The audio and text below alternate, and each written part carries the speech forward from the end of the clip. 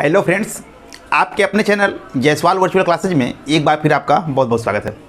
Friends, आज की इस वीडियो में हम बात करने वाले हैं एक ऐसे महान व्यक्तित्व के बारे में जिसका पूरा जीवन हमारे लिए प्रेरणा स्रोत है, जिनके संघर्ष की कहानी हमें हर परिस्थिति में आगे बढ़ने के लिए प्रेरित करती है, जिन्होंने समाज के वंचितों, दलितों, शोषितों कि हक की लड़ाई लड़ करके उन्हें समाज की मुख्य धारा में ला करके उन्हें एक सम्मानपूर्वक जीवन जीने का अवसर उपलब्ध कराया, जिन्होंने सामाजिक कुरीतियों के खिलाफ, समाज के अविवेकपूर्ण नियमों के खिलाफ आवाज़ उठा करके इतिहास के पन्नों में समाज सुधारक के रूप में अपना नाम उल्लिखित करवाया और जब जरूरत पड़ी तो संविधान सभा की महत्वपूर्ण समिति के अध्यक्ष के रूप में अपनी सेवाएं देकर के भारत के संविधान निर्माण में बहुत ही महत्वपूर्ण भूमिका निभाई। जी हाँ, आप सही समझ रहे हैं, हम बात कर रहे हैं एक बहुत बड़े समाज सेवी, स्वतंत्रता सेनानी, महान अर्थशास्त्री, विधिवेत्ता, भारत रत्न डॉक्टर भीमराव अंबेडकर के विषय में। आज 14 अप्रैल है, आज डॉक्टर भीमराव अंबेडकर जी की जयंती है। आज की इस वीडियो में फ्रेंड्स हम लोग उनके संपूर्ण जीवन के बारे में संक्षेप में समझने का प्रयास करेंगे, उनके संघर्षों को जानने का प्रयास करेंगे और उन परिस्थितियों को जानेंगे जिन परिस्थितियों से उठ करके वे डॉक्टर भीमराव अंबेडकर बने। तो आइए फ्रेंड्स, जानते हैं डॉक्टर भीमराव अंबेडकर जी के विषय में।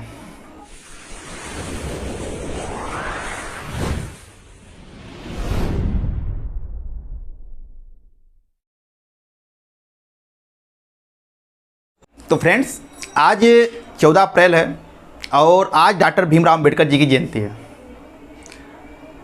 आज का यह वीडियो बनाने का उद्देश्य फ्रेंड्स ये था कि हम लोग भारत के उन महान व्यक्तित्व के बारे में जानें, हमारी जो पीढ़ियां हैं वो जानें कि लोगों ने भारतीय समाज को दिशा देने में क्या क्या योगदान किया था।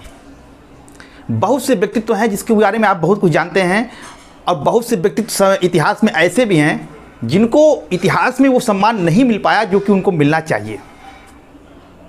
तो आज हम जानेंगे फ्रेंड्स डॉक्टर भीमराव अंबेडकर के विषय में कि किस परिस्थिति से, और डॉक्टर भीमराव अंबेडकर के विषय में जानना इसलिए भी बहुत ज़रूरी हो जाता है फ्रेंड्स क्योंकि जिस स्थान से उठ करके वो जहाँ तक पहुँचे हैं वो अपने आप में बहुत बड़ी बात है।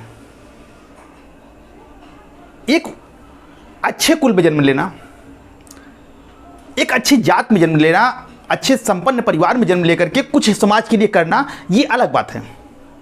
लेकिन एक निम्न कुल में जन्म लेकर के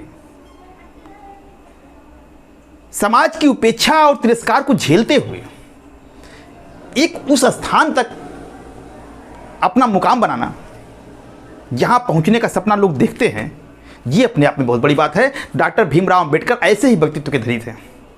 और 14 अप्रैल का दिन मध्य प्रदेश का जो महू की धरती, महू स्थान पर इनका जन्म हुआ था मध्य प्रदेश में, ये धन्य हो गई कि जहाँ पर ऐसे महान व्यक्तित्व का जन्म हुआ।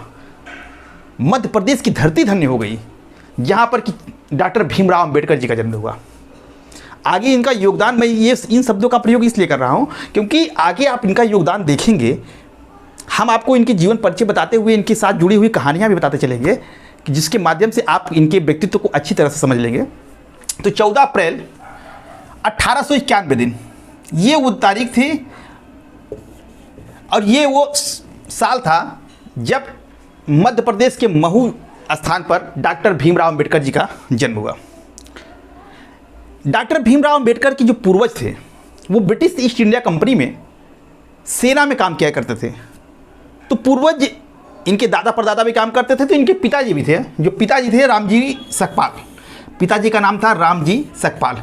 ये भी सेना में महू जो छावनी है मध्य प्रदेश में, उसमें महू छावनी कैंट था। तो यहाँ पर वो सूबेदार के पद पे थे सेना में। अब सूबेदार की पद जो है वो बड़ा अच्छा रैंक माना जाता है, यानी कोई नीचे नहीं थे, अच्छे रैंक पर थे वो, तो सूबेदार थे, ठीक है। और माता का नाम भीमाबाई सकपाल था।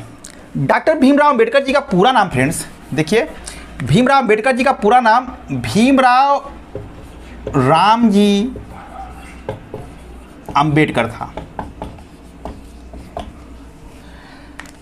इसमें इनकी माँ का नाम और पिता का नाम दोनों सम्मिलित है।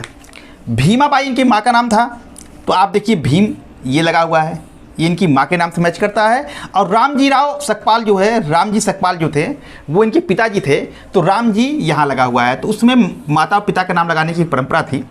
तो इसका पालन डॉक्टर भीमराव अम्बेडकर जी के नाम में भी हुआ। तो इनका पूरा नाम डॉक्टर भीमराव रामजी अम्बेडकर था।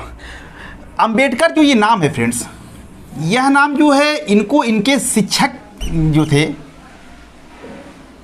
कृष्ण केशव अंबेडकर, जब ये एडमिशन इनका हुआ था प्राथमिक इनके शिक्षा में, जब प्राथमिक शिक्षा इनकी शुरू हुई थी, तो उनका नाम भीमराव रामजी अम्बेडकर नहीं लिखा गया था, बल्कि अम्बेडकर की जगह अम्बाडवेकर लिखा गया था। अम्बाडवेकर, अम्बाडवेकर जो थे ये इनके गांव का नाम था। आप देखिए ये मूल रूप से इनका पूरा परिवार जो है मुंबई प्रांत के रत्नागिरी जिले में, मुंबई उस समय प्रांत हुआ करती थी, आज ये मुंबई महाराष्ट्र में है, तो रत्नागिरी जिले के अम्बाडवे गांव में था।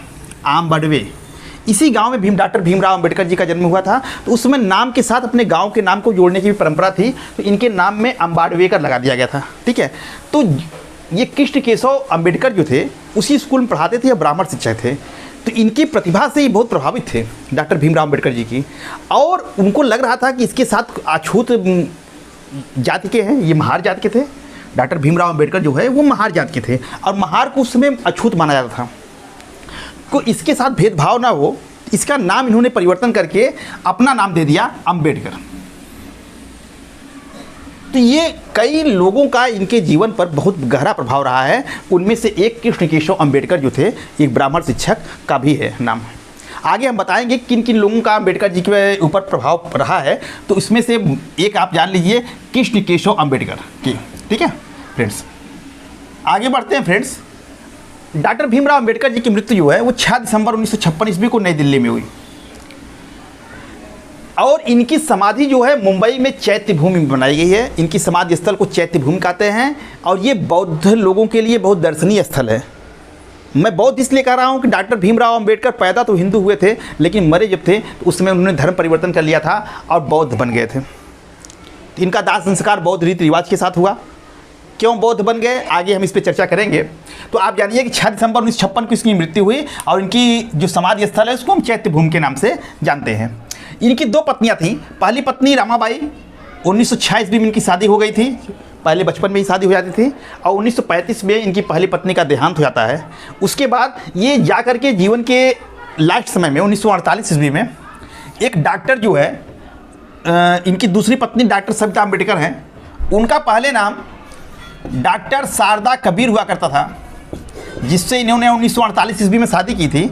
बाद में इनसे शादी करने के बाद डॉक्टर शारदा कबीर ने अपना नाम परिवर्तन करके डॉक्टर सविता अम्बेडकर रख लिया। तो अंत समय में इनके साथ यही रही डॉक्टर सविता अम्बेडकर। फ्रेंड्स, 1901 ईस्वी में इनकी माँ का देहांत हो जाता है, और 1913 ईस्वी में इनके पिताजी का देहांत हो जाता है। ठीक है, यानी माँ का साथ तो इनके लगभग 10 साल के ही थे जब इनकी माताजी का देहांत हो गया।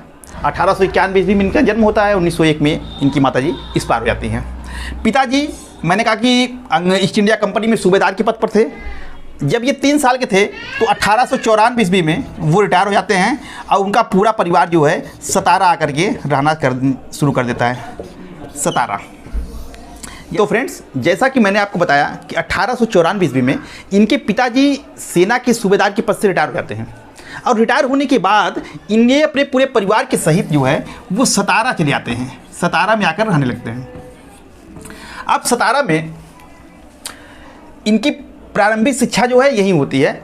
इनके पिताजी गवर्नमेंट हाई स्कूल में इनका नाम लिखवा देते हैं, अंग्रेजी मीडियम में, और 7 नवंबर की तारीख जब इनका एडमिशन गवर्नमेंट हाई स्कूल में हुआ, उस तारीख को आज महाराष्ट्र में विद्यार्थी दिवस के रूप में मनाया जाता है, क्योंकि 7 नवंबर को दिन जो है डॉक्टर भीमराव अम्बेडकर जी का एडमिशन हुआ था।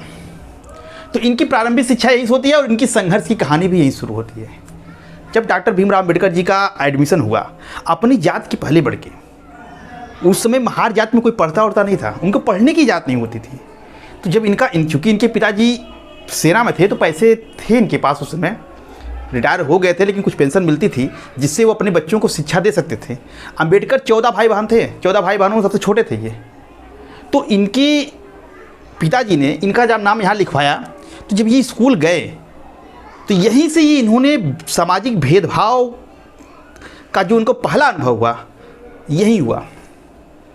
जब भीमराव जी अंबेडकर स्कूल जाते हैं और जाकर के अपनी कक्षा में जाकर बैठ जाते हैं कक्षा 1 में, तो वहाँ के सारे बच्चे भाग जाते हैं, निकल जाते हैं कि ये तो आ गया, अंबेडकर आ गया, ये तो नीची जात का है, अछूत है।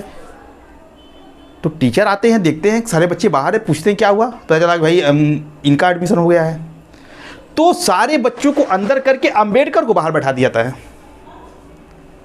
अंबेडकर जी को देखिए कितना बड़ा भेदभाव यहाँ पर आपको दिखाई देगा कि एक बच्चा जो कि प्रतिभाशाली है, अंबेडकर जी बहुत प्रतिभा संपन्न थे, लेकिन उनको सामान्य बच्चों की तरह सवर्ण लोगों के साथ उनको बैठने नहीं दिया जाता है। वो कक्षा के बाहर अपनी टाट पट्टी ले आते थे, बिछाते थे और वहीं बैठते थे और वहीं बैठ कर के अध्यापक क्या पढ़ा था वहीं बैठ कर सुनते थे। सबके साथ रहने का, सबके साथ खेलने का उन्हें कोई अधिकार नहीं था। उनकी टाट भी कोई, उनकी पट्टी भी कोई छूता नहीं था, चपरासी तक नहीं छूते थे। इसलिए वो अपनी टाट पट्टी को मोड़ते थे और खुद घर ले जाते थे, अगले दिन फिर लेके आते थे। पानी पीने के लिए इनको अलाउ नहीं था कि स्वेच्छा से जाके पानी पी ले। ये चपरासी से कहते थे, चपरासी आता था इनके ऊपर से जो है पानी डालता था लोटे से, जग से, तब ये पानी पीते थे। और जिस दिन चपरासी की छुट्टी हो जाए, चपरासी न आए, तो उस दिन डॉक्टर अंबेडकर बिना प्यासे ही घर चले जाते थे। ये छुआछूत, यानी योग्यता का कोई मतलब नहीं है, जाति का मतलब था। अगर वो छू लेते तो पनिश किया था। उनको सख्त मनाही थी कि किसी भी स्कूल के बर्तन को, किसी भी नल को आपको छूना नहीं है, सिर्फ आके बैठ जाना है। इनको ये चीज़ बहुत बुरी लगती थी। ये जाते थे अपने पिताजी से कहा कि हम नहीं जाएंगे वहाँ पर, हमारे साथ बहुत भेदभाव होता है, कोई हमारे साथ खेलता नहीं है, हमारे साथ बैठता नहीं है, हमको लोग एक तरफ कर देते हैं, हम ये नहीं छू सकते हैं, वो नहीं छू सकते हैं। तो इनके पिताजी ने कहा कि जिस समस्या को तुम झेल रहे हो, देख रहे हो, पढ़ लिख करके आगे चल के तुमको इसी चीज़ को तो बदलना है, यही सोच को बदलना है अपने समाज के लिए, अपनी जात के लोगों के लिए तुम्हें कुछ करना है। उनके पिताजी ने उनको फिर प्रेरित किया कि तुम इससे मत डरो, संघर्ष करो, आगे बढ़ो, और जो व्यवस्था तुमको तुम्हारे साथ भेदभाव कर रही है, इस व्यवस्था को आगे चलकर तुम बदल दो। अंबेडकर जी स्कूल जाते हैं फिर पिताजी के समझाने के बाद।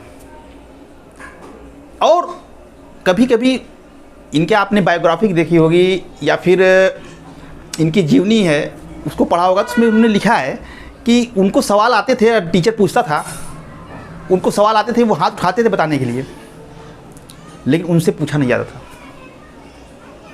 अन्य बच्चों से पूछ लिया था, नहीं आ रहा है, किसी को नहीं आता था, उनको आता था, लेकिन तब भी नहीं पूछा जाता था। तो अंबेडकर जी खड़े हुए कहे, भाई हमको आता है सवाल, हमसे क्यों नहीं पूछा था? तो कहा कि तुमको पढ़ने के लिए, अध्यापक का वर्ड है कि तुमको पढ़ने के लिए मिल रहा है, यही बहुत है। तुम्हारी जात के लोग को साथ यहाँ बैठा के पढ़ा रहे हैं, इधर तुम गेट पे बैठे हो, यही बहुत है तुम्हारे लिए। मतलब एक प्रतिभा का इस तरह से हनन, और वो कौन कर रहा है? एक शिक्षक कर रहा है। तो ऐसे शिक्षक थे जो कि उस समय की मानसिकता से ग्रसित थे, छुआछूत की मानसिकता से प्रेरित थे।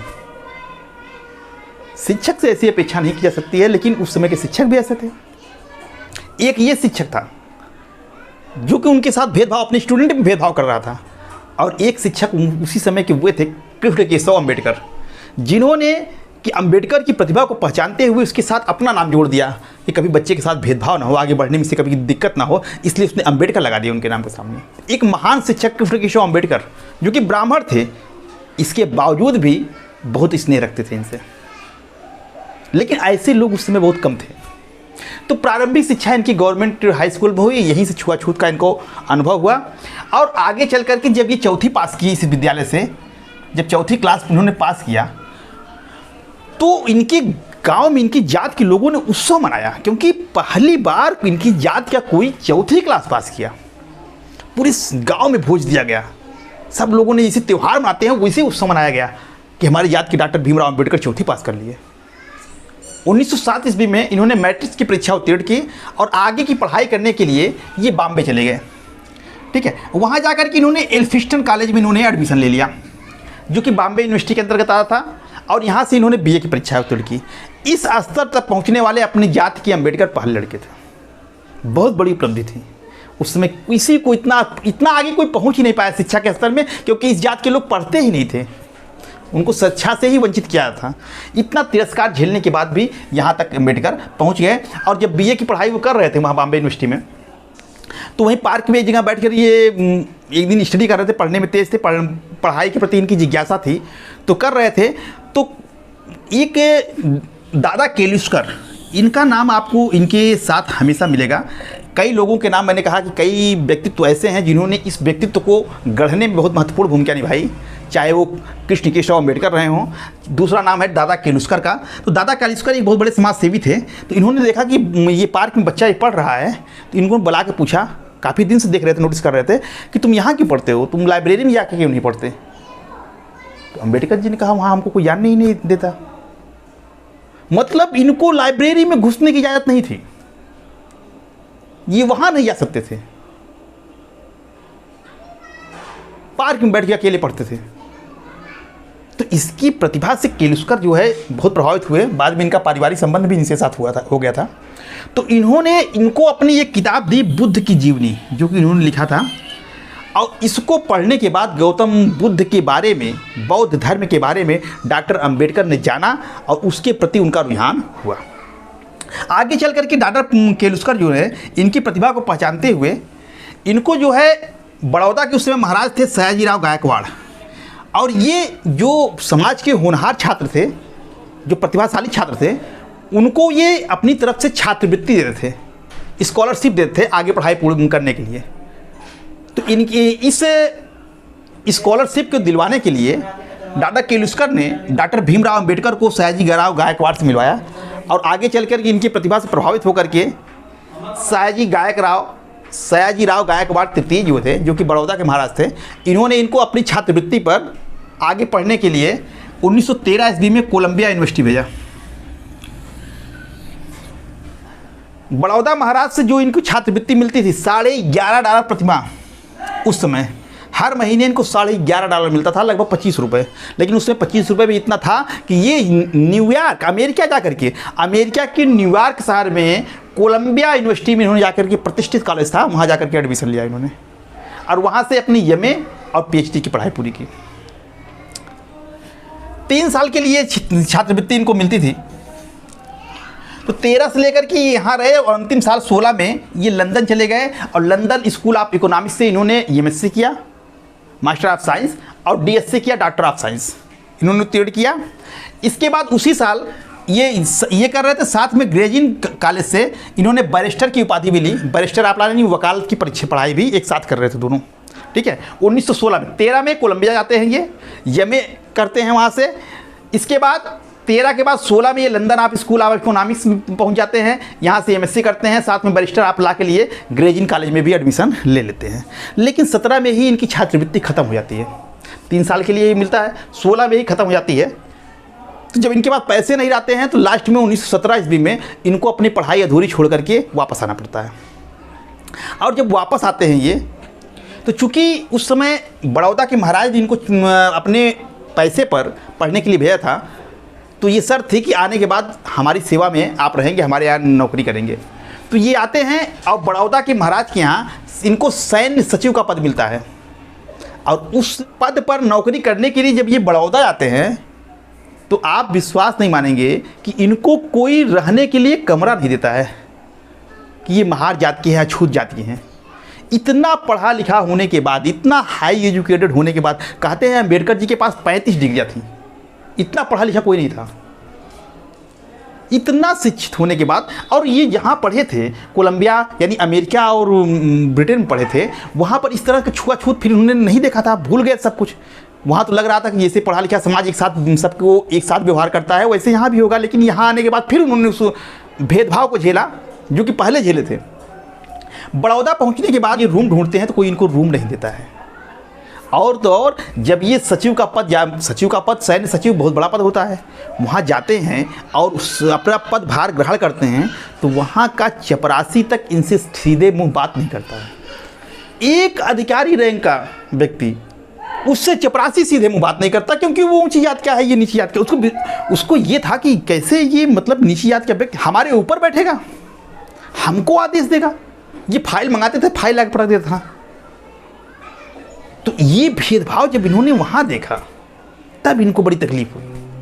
मतलब सोचिए कि इतना रैंक के पहुँचने के बाद, इतने अच्छे पोस्ट मिलने के बाद भी इनको ये भेदभाव हो रहा था। इनसे नीचे के जो अधीनस्थ कर्मचारी थे वो इनके साथ भेदभाव कर रहे थे। तो उस भेदभाव से दुखी होकर के उस नौकरी को छोड़ देते हैं, खुद जो है ट्यूशन देना शुरू कर देते हैं, परामर्श देना शुरू कर देते हैं, ये व्यवसाय शुरू कर देते हैं, क्योंकि वकील तो थे ये।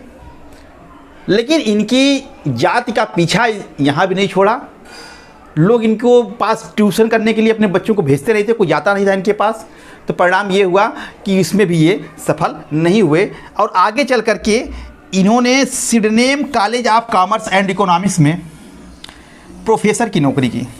इस विद्यालय में Sydenham college of commerce and economics में यहाँ पर इन्होंने प्रोफेसर की नौकरी ली। और जब प्रोफेसर बन के वहाँ गए तो बच्चे जो थे कि एक नीची जात का छूत शिक्षक आ गया है, प्रिंसिपल के पास शिकायत लेके चले गए, हम इनसे नहीं पढ़ेंगे। अब शिक्षक भी अछूत होता है। आप प्रिंसिपल ने इनको बुलाया, कहा भाई आप बच्चों को समझाइए, मोटिवेट करना आपका काम है। तो इन्होंने कहा ठीक है, आप नहीं पढ़ना है मत पढ़िएगा, 1-2 क्लास हमारा ले लीजिए। अगर आपको नहीं लग रहा है कि अच्छा नहीं लग रहा है कि मैं नहीं पढ़ा रहा हूँ सही से, तो आप मत पढ़िएगा। तो बच्चे किस तरह एग्री हुए, क्लास लिए। इनका प्रतिभा तो थी ही, टैलेंटेड थे। 2-3 क्लास पढ़ाने के बाद बच्चे इनसे पढ़ने के लिए प्रभावित हुए, इनसे और पढ़ने के लिए एग्री हो गए। बच्चे तो एग्री हो गए, बच्चे को तो इन्होंने साथ लिया। लेकिन इनके साथ जो अन्य प्रोफेसर थे वो इनसे बुरा व्यवहार करते थे। पानी के पीने के जग को लेकर के हमेशा बहस होती थी। यानी वो चाहते थे कि अम्बेडकर जी उसको न छुए जिस जग से हम लोग पानी पीते हैं। आप सोच के देखिए, पढ़ा लिखा समाज जब ये करता है तब बड़ा दुख होता है और ये लगता है कि अनपढ़ करें तो करें, पढ़ा लिखा लोग ऐसा करता है जो कि हाई डिग्री एजुकेटेड है, प्रोफेसर की पद पर है, वो लोग जब ऐसा समाज में करते थे तो अनपढ़ों की क्या स्थिति होगी आप समझ सकते हैं। आप विश्वास मानेंगे कि अगर आप एक पढ़े लिखे हैं, जो भी वीडियो देख रहे हैं, और सोच के देखिएगा कि एक कुत्ता यदि हमारे घर में बर्तन को जूठा कर दे तो क्या हम फेंक देते हैं? या उस समय के जो ये लोग करते थे, जो छुआछूत करते थे, क्या कुत्ता कोई अगर बर्तन जूठा करके चला जाता था, क्या उस बर्तन को फेंक दिया जाता था? नहीं फेंका जाता था, हम धुल कर रख लेते हैं। लेकिन एक दलित व्यक्ति अगर बर्तन छू लिया तो हम उसमें पानी नहीं पिएंगे, हमारा धर्म भ्रष्ट हो जाएगा। मतलब कुत्ते की स्थिति बढ़िया है, मनुष्य की स्थिति खराब है। आदमी इतना नीचे हो गया, कुत्ते से भी ज़्यादा खराब हो गया वो। कहाँ थे हम? इसी व्यवस्था को सुधारने निकले थे डॉक्टर अंबेडकर। उनको ये भेदभाव बहुत खल रहा था, खासकर पढ़ा लिखा समाज जब उनके साथ भेदभाव कर रहा था तब उनको बड़े तकलीफ होती थी। इसी को बदलना चाहते थे वो। फ्रेंड्स, आज भी समाज में छुआछूत है। हालांकि देश हमारा आज़ाद हो गया, लेकिन छुआछूत काफ़ी हद तक ख़त्म हो गया है, लेकिन फिर भी कुछ जगह है। लेकिन मेरा सभी से निवेदन है कि आप पढ़े लिखे लोग हैं और इस व्यवस्था को कोई परिवर्तन कर सकता है। शिक्षा के माध्यम से ही परिवर्तन किया जा सकता है। जब तक लोगों की सोच नहीं बदलेगी तब तक ये समस्या नहीं बदलेगी। मेरे घर में मैं अपना बताऊं कि मेरी दादी जब थी तो उस समय ये होता था हमारे घर में, मेरे घर में होता था। लेकिन मैंने जब इस परंपरा को देखा मुझे अच्छा नहीं लगा, और आज जब मैं खुद घर का मालिक हूँ तो आज मेरे यहाँ ये परंपराएँ नहीं होती हैं। मेरे मित्र चाहे दलित हों, मुस्लिम हों, कोई भी हो, मेरे साथ आते हैं, खाते हैं, हम लोग साथ बैठते हैं, उसमें कोई दिक्कत नहीं होती। तो ये हम परिवर्तन कर सकते हैं, हम परिवर्तन कर सकते हैं, आप कर सकते हैं। अगर आपके यहाँ ऐसा हो रहा है तो अभी आपका बस नहीं चल रहा है, क्योंकि आपके पिताजी मालिक होंगे, दादा मालिक होंगे, मम्मी मालिक होंगी। लेकिन जिस दिन आपका समय आएगा आप इस परिवर्तन को, इस व्यवस्था को बदल दीजिएगा। अगर आपके यहाँ ऐसा होता, किसी भी जाति के हों, मानव प्रेम करिए। आदमी जानवर से ज़्यादा खराब नहीं है, मनुष्य से अच्छी कोई प्रजाति नहीं होती है। जाति और धर्म जो है ये ईश्वर ने नहीं बल्कि मनुष्यों ने बनाया है। सभी मानव एक हैं। इसलिए अंबेडकर जी यही सिखा रहे थे कि मनुष्य में हिंदू धर्म के अंतर्गत हम भी आते हैं, तो हिंदू धर्म में हिंदुओं से क्यों हिंदू भेदभाव कर रहे हैं? इसलिए कि हम नीची जात में पैदा हुए, इसमें हमारी क्या गलती है? तो इसी व्यवस्था को बदलने निकले थे डॉक्टर भीमराव अंबेडकर। एक नाम और आपको बता दो, नवल भातेना। नवल भातेना जो है, इनकी मुलाकात डॉक्टर भीमराव अंबेडकर से कोलंबिया यूनिवर्सिटी में हुई थी, न्यूयॉर्क में हुई थी, और ये उनके परम मित्र हो गए थे। ठीक है, इन्होंने भी इनको आगे बढ़ने में बहुत सहायता की। कृष्ण केशव अंबेडकर, दादा केलुस्कर, बड़ौदा के महाराज सयाजी राय गायकवाड़ और ये नवल भातेना, इन सब का योगदान कहीं ना कहीं अंबेडकर को अंबेडकर बनाने में था। 1920 ईस्वी में जब ये कुछ पैसा कमा लेते हैं, इसके बाद कोल्हापुर के महाराज साहू जी चतुर्थ थे, उनसे कुछ सहयोग मिलता है इनको। इनके मित्र जो थे, पारसी मित्र थे, इन्होंने भी कुछ सहयोग किया उनको, और कुछ अंबेडकर जी अपनी बचत जो पैसा बचाए थे उसके सहयोग से ये अपनी पढ़ाई जो अधूरी छोड़ के चले आए थे यहाँ से, इसको पूरा करने के लिए फिर लंदन 1920 में जाते हैं और वहाँ से अधूरी पढ़ाई को अपनी पूरी करते हैं। फ्रेंड्स, डॉक्टर भीमराव अंबेडकर ने अपने समाज के हित के लिए, उनके उद्धार के लिए, उनके शोषण को समाप्त करने के लिए शुरुआत में अपने समाज के लिए बहुत कार्य किया। बाद में चलकर के इन्होंने देश के लिए भी बहुत कार्य किया। पहले समाज को समर्पित रहे, आगे जब जरूरत पड़ी तो देश के लिए भी इन्होंने समर्पण की भावना दिखाई। 1920 ईस्वी में डॉक्टर भीमराव अंबेडकर मूक नायक पत्रिका का संपादन करते हैं मुंबई में।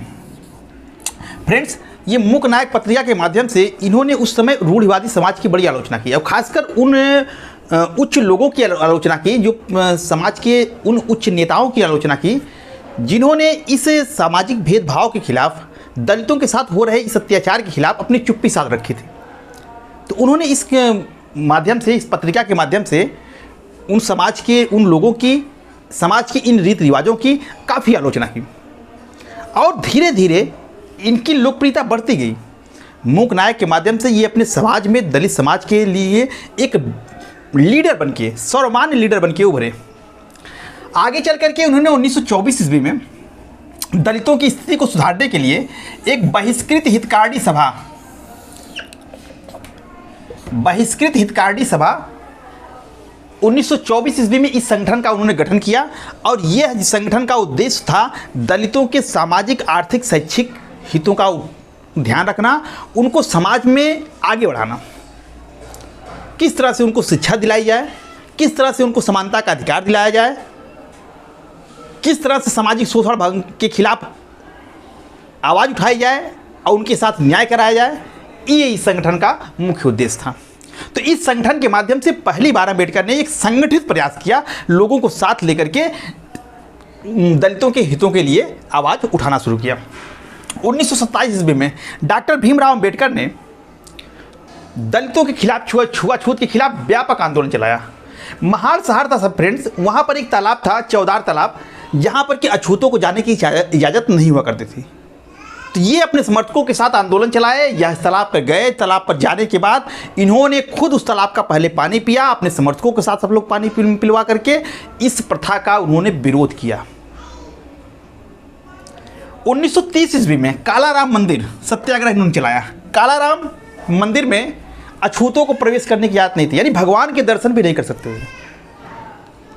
क्या परंपरा थी, आप सोच लीजिए कि जिसने ईश्वर ने बनाया, हमको ये समझ में नहीं आता कि जो उस समय के सवर्ण थे वो किसका अनुसरण करते थे, या जो इस छुआछूत व्यवस्था को मानते हैं वो किसका अनुसरण करते हैं। क्या वो भगवान राम से बड़े हैं? भगवान राम ने सेवरी के जूठे फल खाए थे, एक आदर्श स्थापित किया था समाज में। जो राम को अपना आदर्श मानते हैं, क्या उनके आदर्शों को भूल जाते हैं जब नीची जातियों के साथ वो छुआछूत का व्यवहार करते हैं? क्या जात में पैदा होने से व्यक्ति महान बन जाता है? उसके कर्मों का कोई औचित्य नहीं है। मेरे समझ से व्यक्ति का कर्म महान होता है, जात नहीं महान होती है। जाति आपकी चाहे जितने उच्च हों, यदि कर्म आपका छोटा है तो आप निंदनीय हैं, आप प्रसिद्धि या योग्यता के पात्र नहीं हैं। लेकिन जाति आपका चाहे जो हो, लेकिन कर्म आपका महान है, तो आज डॉक्टर अंबेडकर की तरह आप पूजे जाएंगे। समाज का एक बहुत बड़ा वर्ग डॉक्टर अंबेडकर को भगवान की तरह पूछता है। क्यों पूछता है? उनके कर्म के कारण, बहुत से लोग दलित में पैदा हुए, यहीं पर दलित जात में ही मर गए, कोई नहीं जानता उनको। लेकिन डॉक्टर अंबेडकर की प्रतिभा थी, जो अपने साथ हो रहे अन्याय को उन्होंने पूरे समाज के साथ जोड़कर देखा और पूरे समाज के उत्थान के लिए। और ये सिर्फ दलित की बात नहीं है, ये भारतीय समाज की उनकी एक बहुत बड़ी देन है। एक भारतीय समाज को इन रूढ़ियों से निकालने में, भारतीय समाज को इन कुरीतियों से मुक्त कराने में उनका बहुत बड़ा योगदान है। तो 1930 ईस्वी में काला राम मंदिर में इन्होंने अपने 15,000 स्वयं सेवकों को लेकर कहा कि हम जाकर दर्शन करेंगे। अब बाकायदे सैन्य बैंडबाजी के साथ इन्होंने संयमित होकर के, ये नहीं कि हिंसा के माध्यम से, संयमित होकर के ये दर्शन करने के लिए निकल गए। कोई रोक नहीं सकता था, लेकिन अंदर पहुंचते पहुंचते इनको दर्शन नहीं करने दिया जाता है। जो वहाँ के ब्राह्मण पुजारी होते थे वो गेट बंद कर लेते हैं। लेकिन इन्होंने एक चैलेंज तो कर ही दिया। जो आज समाज, दलित समाज सोया हुआ था, उसको उन्होंने जगा दिया, उसको उनको उसके अधिकार को उन्होंने बता दिया कि क्या तुम्हारे अधिकार हैं। आज दलित समाज जो है वो अपने अधिकारों के लिए इनके नेतृत्व में खड़ा हुआ आगे। तो एक शंखनाद तो इन्होंने बिल्कुल बजा ही दिया था। ऐसा नहीं था कि उस समय का पूरा समाज जो था वो रूढ़िवादी था या इस परंपरा का समर्थन करता था। बहुत से लोग थे जो इसको नहीं मानते थे, जैसे कृष्ण केशव अंबेडकर जी, जो इनके शिक्षक थे, वो भी ब्राह्मण थे, लेकिन ये बहुत प्यार करते थे इनको। उसी तरह से कोल्हापुर के महाराज थे साहू जी चतुर्थ। जब वो एक बार अंबेडकर जो अपने दलित समाज के बीच भाषण दे रहे थे, तो उनके भाषण से उन्हें बहुत प्रभावित हुए। वो उनके साथ बैठ कर के भोजन किए। एक महाराज, वो भी एक रियासत के बड़े महाराज, और एक दलित के साथ जब भोजन करते हैं तो ये समाज के लिए एक बहुत बड़ा संदेश होता है। लेकिन यह संदेश भी रूढ़िवादी समाज के बीच हलचल पैदा कर दिया। कैसे महाराज ने उनके साथ भोजन कर लिया? उनका धर्म भ्रष्ट नहीं हो गया? तो उस समय की ये मानसिकता थी। इस समाज से लड़कर के अंबेडकर जी निकले हैं। इसीलिए कहते हैं ना कि अंबेडकर की जीवनी, पूरी जीवनी जो है हमको प्रेरित करती है। आज हम लोग अपनी स्थिति से देख करके कहते हैं कि हम इस स्थिति में हैं, इस स्थिति में हैं, अपने आप को कोसते रहते हैं। हम परिस्थितियाँ नहीं बदल सकते हैं, लेकिन परिस्थितियों से लड़ करके अपने आप को निकाल सकते हैं। ये हमारे अंदर ताकत है। इसलिए स्थितियों को कोसने से कुछ नहीं होगा, काम करने से होगा। अपने काम करिए और अपने लक्ष्य पे आगे बढ़िए। डॉक्टर भीमराव अंबेडकर ने सामाजिक प्रतिरोधों के बावजूद बचपन से, जब से एडमिशन लिया तब से लेकर के बड़े लोगों को, जब तक उन्होंने डिग्री कॉलेज में पढ़ाया, वहाँ से लेकर वहाँ तक, अनपढ़ से लेकर के शिक्षित समाज तक के विरोधों को सहने के बावजूद भी उन्होंने अपने आत्मविश्वास को डिगने नहीं दिया।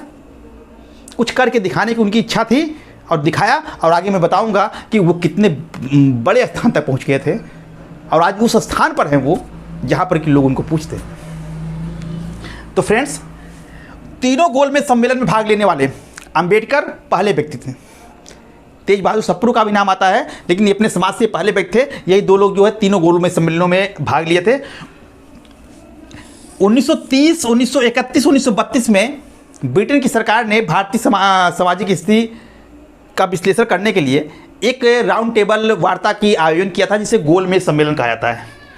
तो इस गोलमेज सम्मेलन में भाग लेने वाले अंबेडकर जो थे, ये तीनों गोलमेज सम्मेलनों में इन्होंने भाग लिया था। 1930 और 32 के सम्मेलन में कांग्रेस पार्टी ने भाग नहीं लिया था, इसका बहिष्कार किया था। 1931 के सम्मेलन में कांग्रेस ने भाग लिया था। इसमें गांधी जी कांग्रेस के प्रतिनिधि के रूप में गए थे। वहाँ पर डॉक्टर अंबेडकर के बीच और गांधी जी के बीच दलितों के प्रतिनिधित्व को लेकर के काफ़ी तीखी बहस भी होती है।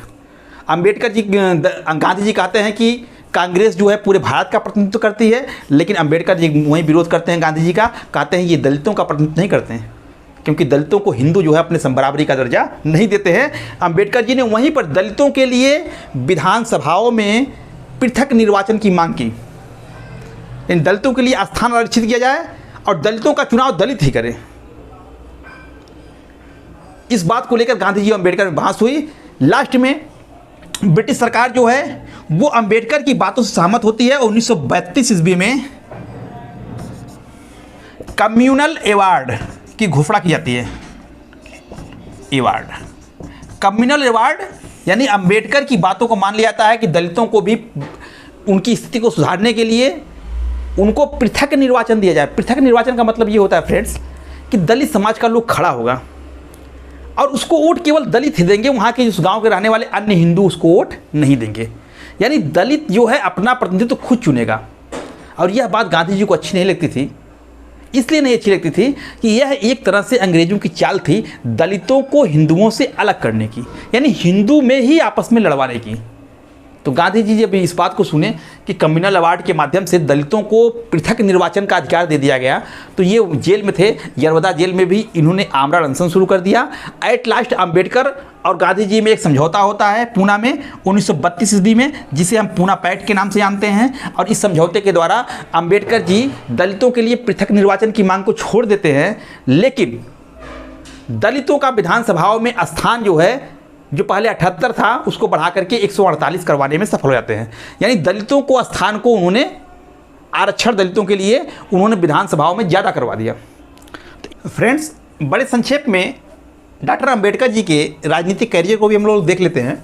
उनका राजनीतिक कैरियर 1926 ईस्वी में प्रारंभ होता है। 1926 से लेकर 36 तक बॉम्बे के गवर्नर ने इनको बॉम्बे विधान परिषद के सदस्य के रूप में इनको मनोनीत किया।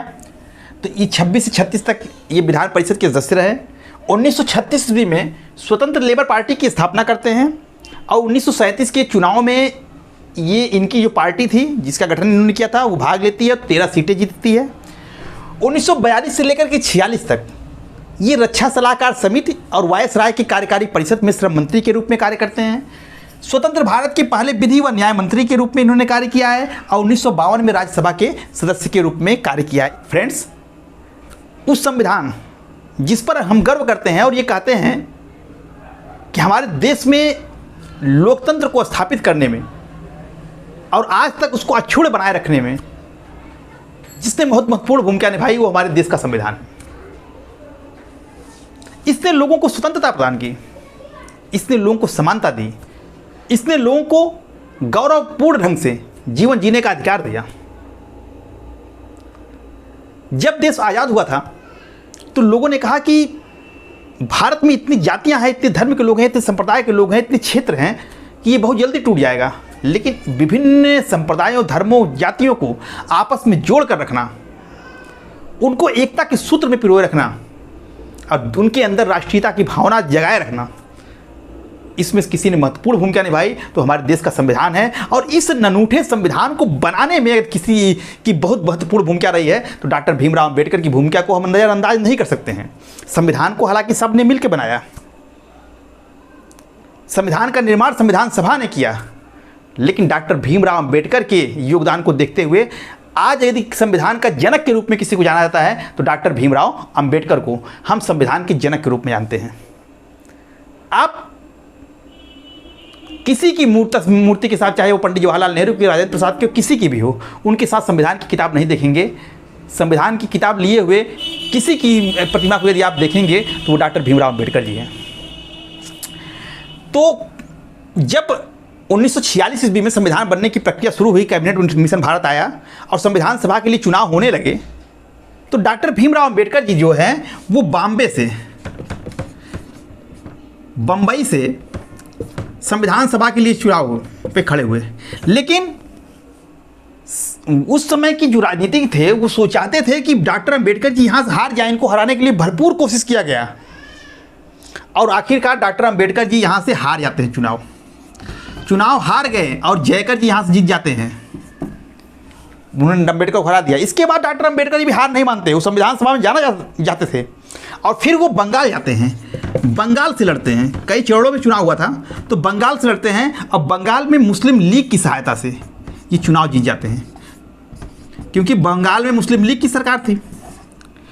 यहाँ पर बंबई में हिंदुओं के बीच जिस धर्म को ये मानते थे वो उनके कारण इनको हार मिलती है, लेकिन बंगाल में जाते हैं, मुस्लिम लीग के सहयोग से जीतते हैं और संविधान सभा में चले आते हैं।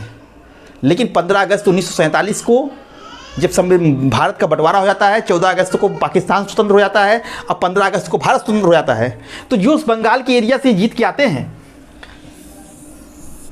डॉक्टर भीमराव अंबेडकर जी, वो बंगाल का एरिया जो है पाकिस्तान में चला जाता है। तो अब डॉक्टर भीमराव अंबेडकर जो है वो संविधान सभा के सदस्य नहीं रह जाते हैं। लेकिन इनकी महत्ता को तब तक संविधान निर्माता जान चुके थे। बहुत से लोग थे जो डॉक्टर भीमराव अंबेडकर को संविधान सभा में लाना चाहते थे, क्योंकि उनको लगता था कि बिना डॉक्टर भीमराव अंबेडकर को के संविधान का निर्माण होना असंभव है। उसमें से एक नाम था के.वी. राव का। केवी राव संविधान सभा के संवैधानिक सलाहकार थे। ये इसके सदस्य नहीं थे संविधान सभा के, लेकिन संवैधानिक सलाहकार थे, बहुत बड़े प्रशासनिक अधिकारी थे।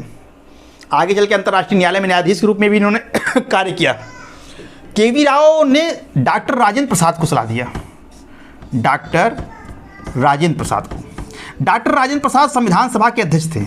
इन्होंने कहा कि अगर संविधान का निर्माण कराना है तो इसमें डॉक्टर भीमराव अंबेडकर को ले आना पड़ेगा, बिना उनके संविधान का निर्माण संभव होगा। केवी राव ने डॉक्टर राजेंद्र प्रसाद को कहा। डॉक्टर राजेंद्र प्रसाद ने बंबई के जो उस समय प्रधानमंत्री थे बीजी खेर को चिट्ठी लिखी।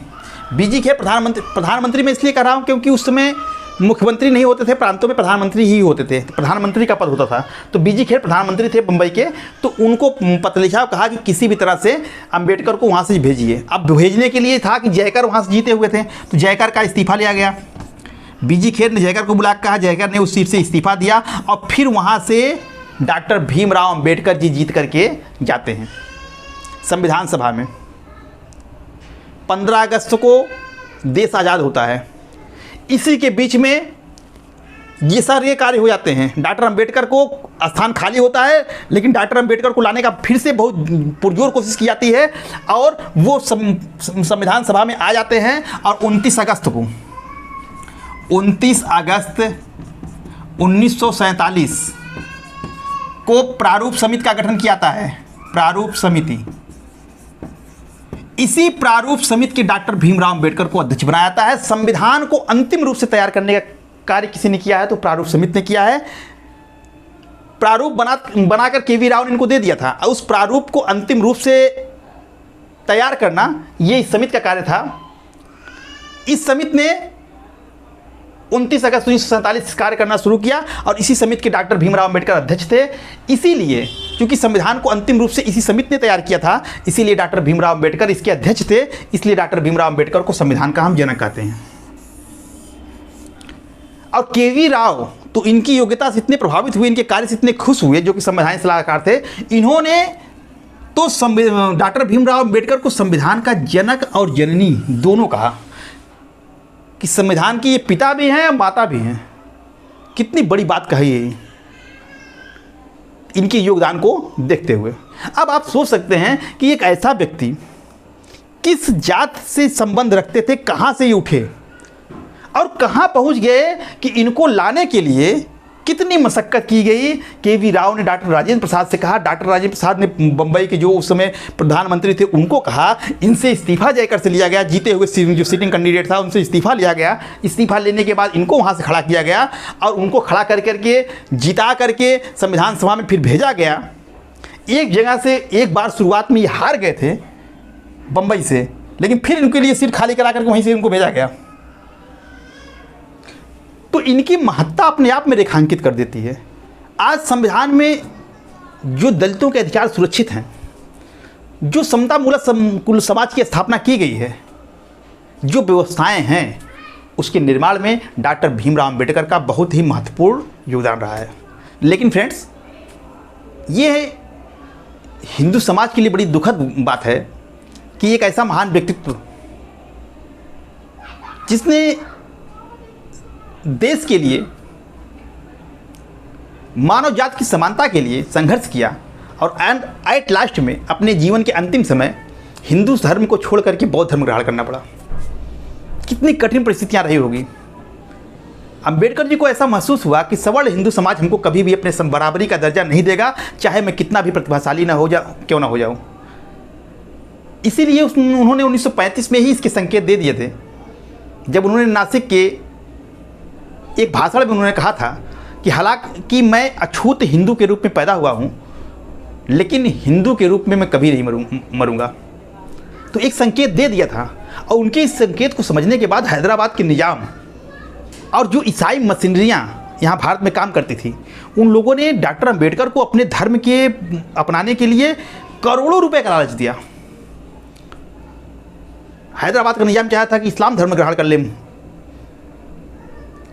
ईसाई लोग मिशनरियाँ चाहते थे कि हम करोड़ों रुपए देंगे इनको यदि आप हमारे ईसाई धर्म को ग्रहण कर लें, लेकिन अंबेडकर जी चाहते थे कि हम ऐसा धर्म ग्रहण करें जिसमें छुआछूत के लिए कोई स्थान ना हो, सब मनुष्य को समान समझा जाए। इसके लिए उन्होंने समय लिया, काफ़ी धर्मों का अध्ययन किया और लास्ट में उनको बौद्ध धर्म लगा कि अच्छा है। और 1956 ईस्वी में ये अपने समर्थकों के साथ, लाखों समर्थकों के साथ बौद्ध धर्म को ग्रहण कर लेते हैं और इनका अंतिम संस्कार बौद्ध रीति रिवाज से ही किया गया।